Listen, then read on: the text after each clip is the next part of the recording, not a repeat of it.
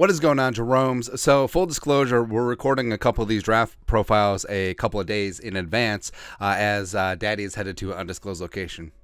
So, things may certainly have changed, like, say, the Vikings sign OBJ. Probably not, but just putting that out there, full disclosure. And speaking of wide receivers, so Minnesota Vikings need to find the Robin. Actually, Batman to Justin Jefferson's Batman would be better, but the Robin to Jefferson's Batman. Now, KJ Osborne is on the rooster, yes, but he's also headed into a contract season. Jalen Speedy Naylor can be a guy for sure. Jalen Reagor, I don't know. But Jefferson needs a running mate, and I think the draft is definitely a spot to look for. And Quentin Johnston, the pride of TCU. He had a monster game against Michigan in the college football semifinal. We don't talk about the national title game. That was just gross. That was just gross all the way around. But absolute physical freak, absolute monster.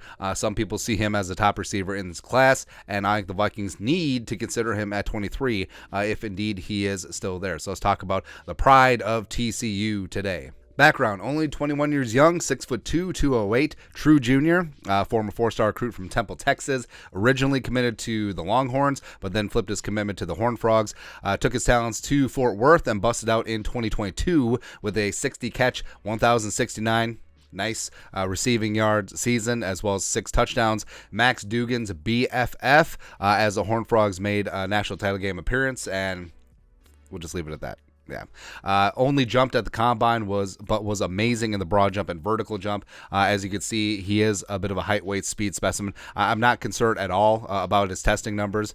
He's probably going to do a lot more at the pro day for TCU on the 30th, but absolutely not concerned at all about athleticism. So he is ready to rock and roll and good to go. And this is his scouting profile from NFL.com. Lance Zierlein. Overview.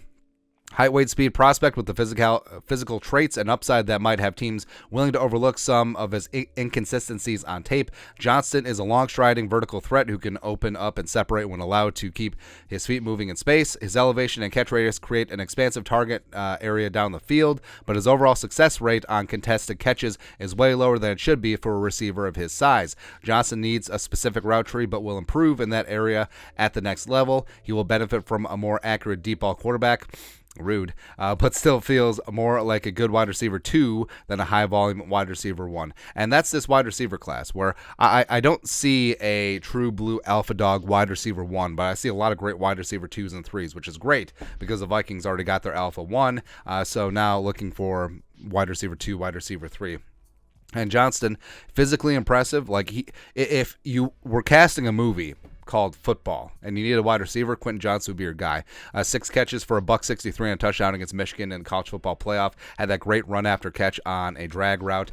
Took that thing to the house. He's explosive off the line. He's a yards after catch threat on every single touch. He could house it. But like Zierlein mentioned, he does play smaller than his size. He doesn't necessarily bring it. And in the Big 12, you are generally playing against smaller corners. You just don't see that domination that you would like to see. Hence why he only had 2 100-yard games in the regular season, the shootout against Kansas as well as the game against Oklahoma State. So that does raise an eyebrow a little bit, especially in the Big 12. And he does have an issue with concentration drops. He had 8 in 2022, and he's not a guy that's going to go through traffic and come away with a football. And also in jump ball spots, like Zierlein mentioned, is a little bit iffy and a little bit question mark. But also, coming in from, a collegiate offense like TCU, coming into a pro-style game, opening up his route tree, I think that there's some work to be done there. But overall, I think that he is physically imposing. I think that he's got good hands. I think that good hands overall, aside from a couple of the drops. But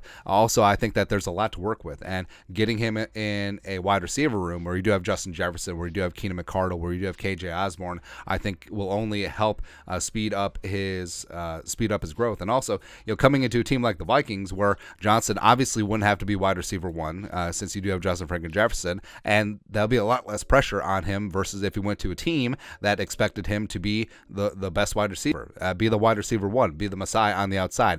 I don't think that he's cut out for that right now. Maybe he could progress to that because, like I said, he's only a true junior and only 21 years old. His best football is ahead of him, and maybe it is just a young man growing into his body and figuring out his physical gifts and getting into a pro-style offense, and where he can develop as a wide receiver 2-3 and not have the heat on him. I think this could be a perfect spot. So I don't know if he gets to 23. I think it's possible, depending on how the board breaks. I've seen Johnston as size 12 to the Texans. I've seen him, towards the back end of the first round. But it's something that the Vikings have to be ready for. And depending on how the board breaks, Johnston could be in purple still. For your thoughts, our thoughts, the Vikings need to draft TCU wide receiver Quentin Johnston. Let us know your thoughts and our thoughts in the comment section below. Subscribe for daily Vikings takes. Want to support the work? Put a little something in the Venmo. But till next time, Skull Production Value.